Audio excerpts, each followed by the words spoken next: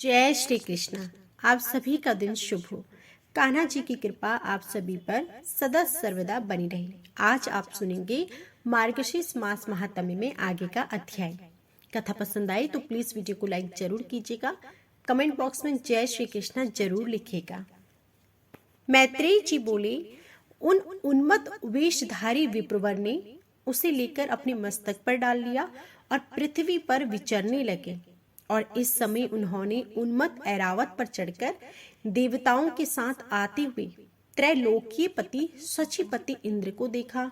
उन्हें देखकर मुनिवर दुर्वासा ने उन्मत्त के समान वह मतवाले भौरों से गुंजायमान माला अपने सिर से उतारकर देवराज इंद्र के ऊपर फेंक दी। देवराज ने उसे लेकर ऐरावत के मस्तक पर डाल दी। उस समय वह ऐसी सुशोभित हो रही थी मानो कैलाश पर्वत के शिखर पर श्री गंगा जी विराजमान हो। उन मंदोमद हाथी ने भी उसके गंध से आकर्षित हो उसे सूंड से सूंघकर पृथ्वी पर फेंक दिया। हे मैत्री, और यह देखकर मुनि श्रेष्ठ भगवान दुर्वासा जी बड़े क्रोधित हुए और देवराज इंद्र से इस प्रकार बोले।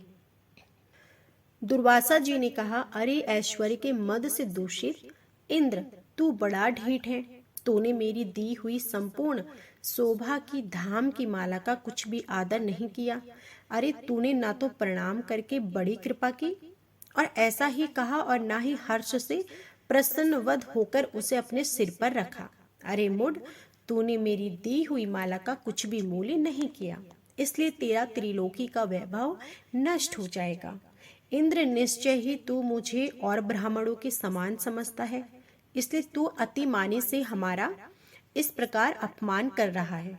अच्छा, तूने मेरी दी हुई माला को पृथ्वी पर फेंका है, इसलिए तेरा यह त्रिभुवन भी शीघ्र ही श्रीहीन हो जाएगा। देवराज, जिसके क्रुद्ध होने पर संपूर्ण चराचर जगत भयभीत हो जाता है, उसे मेरा तूने ही अति गर्व से इस प्रकार अपमान किया। श्री पराशर जी बोले, तब तो इंद्र ने तुरंत ही ऐरावत हाथी से उतरकर निष्पाप मुनिवर दुर्वासा जी को प्रसन्न किया। तब उसके प्रणाम आदि करने से प्रसन्न होकर मुनि श्रेष्ठ दुर्वासा जी उससे इस प्रकार बोले। दुर्वासा जी बोले, इंद्र, मैं कृपालु चित नहीं हूँ। मेरे अंतःकरण में क्षमा को स्थान नहीं है। वे मुनिजन तो और ही हैं। तुम समझो मैं तो दुर्वासा हूँ ना। गौतम आदि अन्य मुनिजनों ने व्यर्थ ही तुझे मुंह लखा रखा है, पर याद रख, मुझ दुर्वासा का सर्वस्व तो क्षमा करना नहीं है। दया मूर्ति वशिष्ठ आदि के बढ़ बढ़कर स्तुति करने से तू इतना गर्वीला हो गया कि आज मेरा भी अपमान करने चला है। अरे, आज त्रिलोकी में ऐसा कौन है जो मेरे प्रज्वलित जटा कलाप और टेढ़ी भ्रकुटी को देखकर भयभीत न हो जाए। हे दुष्ट, तू बारंबार अनुनय विनय करने का ढोंग क्यों करता है? तेरे इस कहने सुनने का क्या होगा? मैं क्षमा नहीं कर सकता। श्री पराशर जी बोले, हे ब्राह्मण, इस प्रकार वह वहां से चल दिए और इंद्र भी ऐरावत पर चढ़कर अमरावती को चले गए। हे मैत्री, तभी से इंद्र के सहित तीनों लोग वृक्ष लता आदि के क्षीण हो जाने से श्रीहीन और नष्ट भ्रष्ट होने लगे। तब से यज्ञों का होना बंद हो गया, तपस्वियों ने तप करना छोड़ दिया तथा लोगों का दान आदि धर्मों में चित्त नहीं रहा। हे द्विजोतम, संपूर्ण लोक लोभ आदि के वशीभूत हो जाने से सतत शून्य हो गए और तुच्छ वस्तुओं के लिए भी लालायित रहने लगे। जहाँ सत्व होता है वहाँ लक्ष्मी जी रहती हैं और सत्व भी लक्ष्मी जी का ही साथी है। श्रीहीनों में भला सत्व कहाँ और बिना सत्व के गुण कैसे ठहर सकते हैं? बिना गुणों के पुरुष में बल शौर्य सभी का अभाव हो जाता है और निर्मल तथा अशक्त पुरुष सभी से अपमानित होता है। अपमानित होने पर प्रतिष्ठित पुरुष की बुद्धि बिगड़ जाती है। इस प्रकार त्रिलोकी के श्रीहीन और सतत्व रहित हो जाने पर दैत्य और दानवों ने देवताओं पर चढ़ाई कर ली। सतत्व और वैभव से शून्य होने पर भी दैत्यों ने लोभवश निसतत्व और श्रीहीन देवताओं से घोर युद्ध किया। अंत में दैत्यों द्वारा देवता लोग परास्त हो गए। तब इंद्र आदि समस्त देवगण अग्निदेव को आगे कर महाविभाग पितामह श्री ब्रह्मा जी की शरण में गए। देवताओं से संपूर्ण वृतांत सुनकर श्री ब्रह्मा जी ने उनसे कहा, हे देवगण, तुम दैत्य दलन परावेश्वर भगवान विष्णु की शरण में जाओ, जो संसार की उत्पत्ति, स्थिति और संहार के कारण है, किंतु कारण भी नहीं है, जो चराचर के ईश्वर हैं, प्रजापतियों के स्वामी और सर्वव्यापक, अनंत और अजेय हैं, तथा जो अजन्मा किंतु कार्यरत में परिणात होते हुए भी प्रधान पुरुष के कारण हैं, जो शरणागत वत्सल हैं, वे अवश्य तुम्हारा मंगल करेंगे। श्री पराशर जी बोले, हे मैत्रेय, संपूर्ण देवगणों से इस प्रकार कहे लोक पितामह श्री ब्रह्मा जी भी उनके साथ क्षीर सागर के उत्तरी तट पर गए।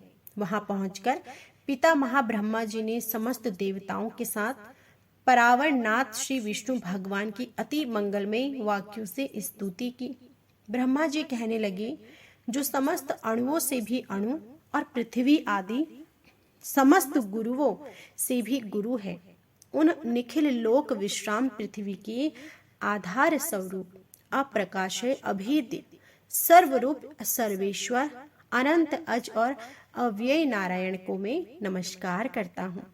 मेरे सहित संपूर्ण जगत जिसमें स्थित है, जिससे उत्पन्न हुआ है और जो देव सर्वभूतमय है तथा जो पर से भी परे है, उन्हें हम नमस्कार करते हैं। जो ईश्वर में सतत आदि प्राकृतिक गुणों का सर्वथा अभाव है, वह समस्त शुद्ध पदार्थों से भी परम शुद्ध परम आत्मा स्वरूप आदि पुरुष हम पर प्रसन्न हो। जो शुद्ध स्वरूप होकर भी उपचार से परमेश्वर अर्थात लक्ष्मीपति कहलाते हैं, जो समस्त देह धारियों के आत्मा है, श्री विष्णु हम पर प्रसन्न हो। जो कारण और कार्य रूप है तथा कारण के भी कारण है, कार्य के भी कार्य है, वे श्री हम पर प्रसन्न हो। जो कार्य के भी कार्य है और उसके कार्य का भी कारण है, जो स्वयं है, हम पर प्रसन्न हो। जो जगत के कारण ब्रह्मा आदि का कारण, ब्रह्मांड और उसके कारण भूत पंचक के कारण, पंचतंत्रा के कारण, महत्व आदि का कारण हेतु उस परमेश्वर को हम प्रणाम करते हैं। जो भोक्ता और भोग्य, स्पष्टता और सृज्य तथा कर्ता और कार्य रूप स्वयं ही है, उस परम पद को हम प्रणाम करते हैं। जो बोध स्वरूप नित्य अजन्मा अक्षय अव्यय अविकारी है, वही विष्णु जी का परम पद है, जो ना तो स्थूल है और ना सूक्ष्म है, न किसी अन्य विशेषण का विषय है। वही भगवान विष्णु का नित्य निर्मल परम पद है, हम उसको प्रणाम करते हैं। जिसके अनुष्ठांश में विश्वचरणी शक्ति स्थित है, जो परब्रह्म है, उनको हम बारंबार प्रणाम करते हैं। जिसको देवगण, मुनिगण, शंकर और मैं कोई भी नहीं जान सकते, वही परमेश्वर श्री विष्णु जी का परम पद है। जिस अभूतपूर्व देव की ब्रह्मा, विष्णु और शिव रूप शक्तियां हैं, वही भगवान विष्णु का परम रूप है। हे सर्वेश्वर, हे सर्वरूप, हे अच्युत विष्णु, हम भक्तों पर प्रसन्न होकर हमें दर्शन दीजिए। श्री पराशर जी बोले, ब्रह्मा जी के इन उद्गारों को सुनकर देवगण भी प्रणाम करके बोले कि प्रभु हम पर प्रसन्न होकर दर्शन दीजिए। हे जगधाम सर्वेश्वर, हे अच्युत, जिसे भगवान ब्रह्मा जी भी नहीं जानते, आपके उस परम पद को हम प्रणाम करते हैं। तदंतर ब्रह्मा और देवगणों की बोल चुकने पर बृहस्पति आदि समस्त देवर्षि गण कहने लगे, जो परम स्तवनीय आदि यज्ञ पुरुष हैं और पूर्वजों की भी पूर्व पुरुष हैं, उन जगत के रचयिता निर्विशेष परमात्मा को हम नमस्कार करते हैं। हे भूत यज्ञ मूर्तिधर भगवान, हे अपव्यय, हम सब पर शरणागतों पर आप प्रसन्न होइए और दर्शन दीजिए। हे नाथ, हमारे सहित ये ब्रह्मा जी, रुद्रों के सहित भगवान शंकर, वाराहों के सहित, आदित्यों के सहित भगवान पूषा, अग्नियों के सहित पावक और ये दोनों अश्विनी कुमार, आठों वसु, समस्त मरुदगण, साध्यगण, विश्ववेदेव तथा देवराज इंद्र, ये सभी देवगण दैत्य सेना से पराजित होकर अति प्रणित हो आपकी शरण में आए हैं। श्री पराशर जी बोले, मैत्रेय, इस प्रकार स्तुति किए जाने पर शंख चक्र गदाधारी भगवान परमेश्वर उनके सम्मुख प्रकट हुए। तब उस शंख चक्र गदाधारी भगवान विष्णु जी ने उत्कृष्ट तेजो राशि में अपूर्व दिव्य मूर्ति को देखकर पितामहा समस्त देवगण अति विनयपूर्ण प्रणाम कर चकित नयन हो उन कमल नयन भगवान की स्तुति करने लगे। तो यह थी आज की संपूर्ण कथा। इससे आगे की कथा आप हमारी अगली वीडियो में जरूर सुनिएगा।